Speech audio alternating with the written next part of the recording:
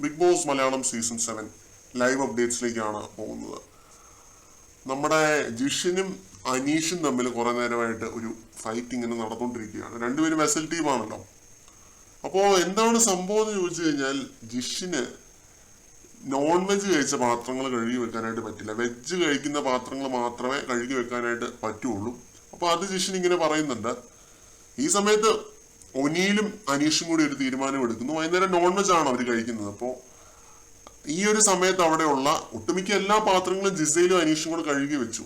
ബാക്കിയുള്ള ഒന്ന് രണ്ട് ഫ്രിഡ്ജിലെ എന്തോ ഒരു ട്രയോ അങ്ങനെ എന്തോ സംഭവങ്ങൾ കഴുകി വെക്കാനായിട്ട് ജിഷിന് ഒരു പണി കൊടുക്കുന്നുണ്ട്. ആ പണി ചെയ്തുകൊണ്ടിരിക്കുന്നതിനിടയ്ക്ക് ജിഷിൻ ഇങ്ങനെ ഫൈറ്റാണ്. എനിക്ക് പണി തന്നതാണ്, ഒനിയിലും അക്ബറും കൂടെ എനിക്ക് പണി തന്നതാണ്. ഈ വീട്ടിലെ എല്ലാ പാത്രവും ഞാൻ കഴുകിക്കോളാം, പക്ഷെ നോൺ വെജ് കഴിച്ച പാത്രം മാത്രം എനിക്ക് തരരുത്, ഞാൻ നോൺ വെജ് കഴിച്ച പാത്രം കഴുകത്തില്ല എന്നൊക്കെ പറഞ്ഞ് ഇങ്ങനെ ഫൈറ്റാണ്.